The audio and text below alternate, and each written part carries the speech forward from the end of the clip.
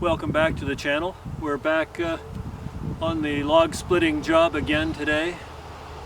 We did one trailer load, 15 cubic foot trailer load just a while ago, but there's a lot more of it to go. Yeah, there's 2 rows of that. As I said in the last video, it's 18 feet long and 6 feet tall and 2 rows cut to 16 inches. The big stuff I'm going to cut up as firewood. The smaller stuff I'm going to make up into bundle wood because I don't have any more room for firewood. But yeah, the auto retract wasn't working in the last video and that hasn't changed. So I guess you call it the auto kickoff. I don't know. Anyway, it works okay when it's hot or warmed up. So we'll see how that goes. Some people said the view of the action was obscured by the trailer last video, so I've moved it. We'll see how that goes. Yeah, so I'm going to get it fired up and we'll get started. Thanks for watching.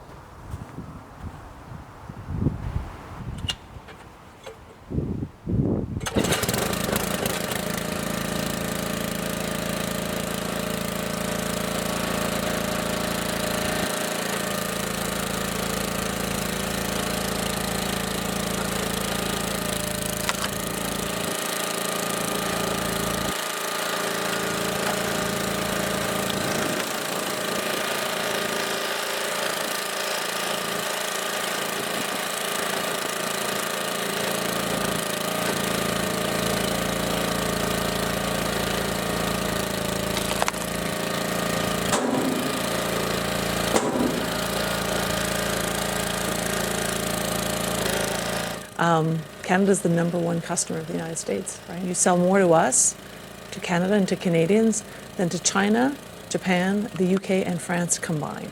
Than to China, Japan, the UK and France combined. So if we end up in a sort of a tariff back and forth, there's a lot of Americans who export to Canada who are going to, I think, be in rough shape. So hopefully we're not going to get there, and we're working hard to make sure we don't.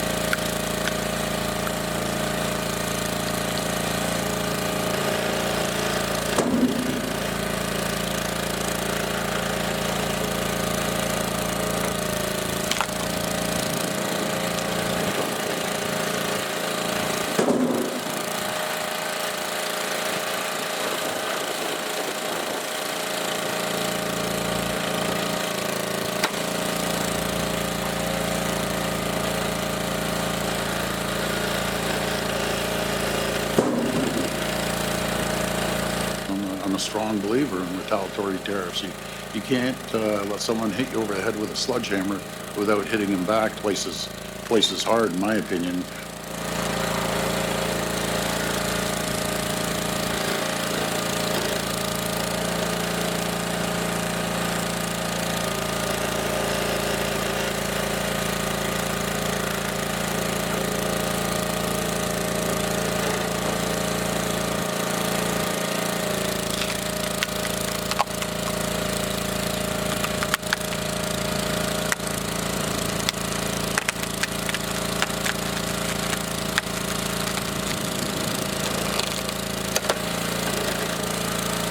Make sure that they understand when they attack our country, when they attack our people, when they attack the jobs of the hard-working Canadians, you can't sit back and say, keep attacking.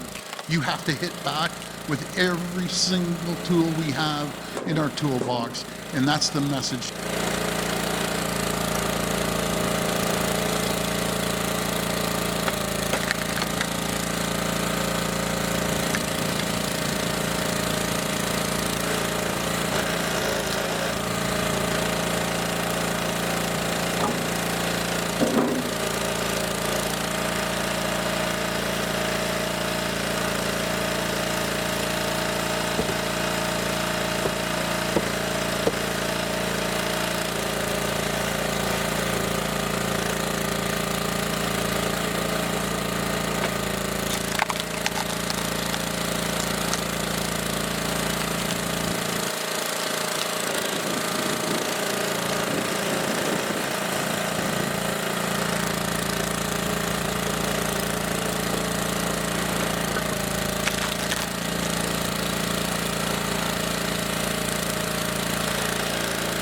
If you remember back in the pandemic, when President Trump cut us off on the N35 mask, everyone remembers that?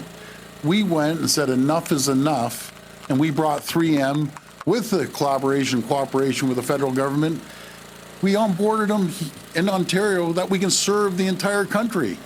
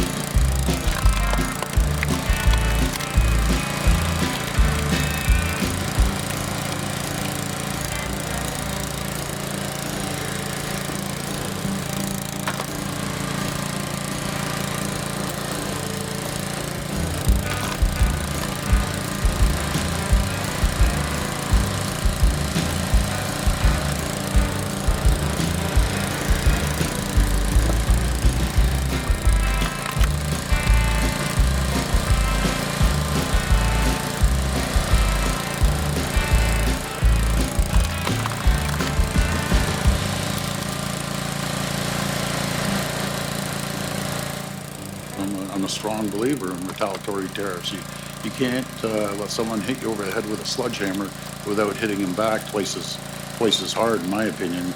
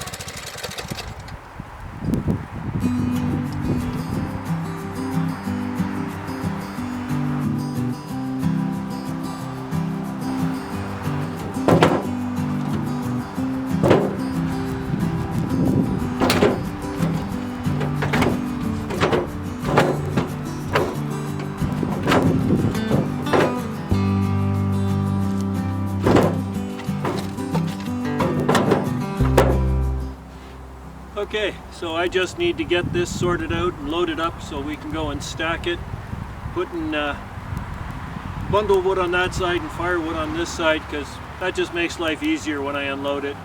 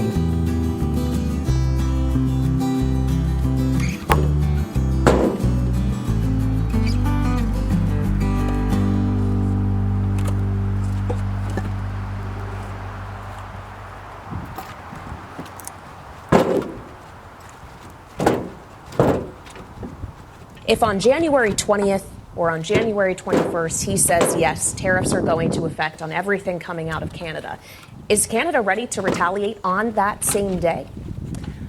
So Canada will be ready for whatever comes our way, as the Prime Minister said.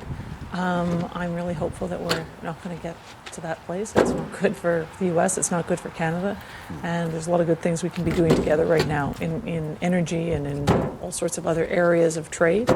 Canada's the #1 customer of the United States, right? You sell more to us, to Canada and to Canadians, than to China, Japan, the UK, and France combined. So if we end up in a sort of a tariff back and forth, there's a lot of Americans who export to Canada who are going to, I think, be in rough shape. So hopefully we're not going to get there, and we're working hard to make sure we don't. It goes both ways, of course. We buy a lot of stuff from you, too. We do. And the president-elect in his news conference just last week suggested that we don't need anything that Canada has. What's in the highest demand from our side of the border? A third of what we sell to the United States are energy products. So we sell oil and gas. We sell crude oil that goes to your refineries that is then exported elsewhere, used in the United States, keeping your gas prices low. We sell electricity. We power over 60 million homes in the United States, from Quebec and Ontario, hydropower coming down to the United States. We sell you a third of the uranium that you use in your nuclear reactors, and we have more to sell. And these are products that have, a really important value in the U.S. for your economy, for your consumers. So, with the greatest of respect to President Trump, there may be other ways in which to fill those needs, but they will be more expensive, less reliable, and they will lead, as I say, to a bit of a tit for tat, when really what we should be doing is working together, especially right now. I mean, right now we're facing quite a generational challenge from adversaries and competitors, China and Russia. A lot of the products we sell to you, if you weren't buying them from us, those would be some of your other sources. So why would we break down this partnership and have Americans have to turn to some of these unreliable and sometimes even adversaries?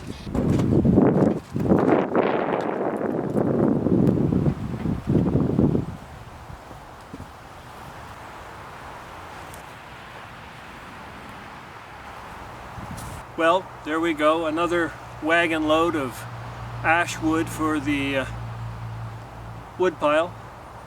Some of you may disagree with my sorting on that. I disagree with my sorting on some of it, but it's hard right now. I'm out of room for firewood. I can make about $500 a cord on bundle wood. I'm selling cord wood, maybe $300, $350 in this area. But if I was going to put this into firewood, it would all be firewood if I had room for it. But I'm at about 12 cords right now, and I burn 2.5 a year. So it's kind of hard to stack up. This stuff won't get burnt for 5 or 6 years. So, you know, if I was burning it next year, it would all be firewood because it's a good size. It fits nicely into a wood stove the way it is. But yeah, I don't know. Let me know your thoughts. What would you do? How would you stack this stuff? Big stuff is obviously firewood. Small stuff is obviously bundle wood. But in the middle, I struggle in that middle zone where it's maybe too big for bundle wood, maybe too small for firewood. But my clients like a mixture in their bundle wood.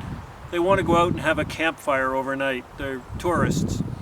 So they want some small stuff to get it started, a couple of bigger pieces, you know, to cook over, and then some larger pieces just so they can settle in and have their second beverage. So I try to do that, but yeah, at some point they just get too big to be firewood because they just burn all night long and they never go out, so, or for bundle wood. So I don't know, it's a struggle for me. Let me know what you do. What's your max size for bundle wood and minimum size for firewood? Yeah, I don't know. Anyway, go watch that video about me challenging Allen Family Firewood to make a video. Yeah, they still haven't made it. It's been out there for a while. Go watch it, leave them a comment like it says in the video. See if we can get them to make a video. Who knows? We'll see. Anyway, thanks for watching this video. Hope you found it fun. Leave me a comment, leave me a like or a subscribe, whatever you want to do. Bye.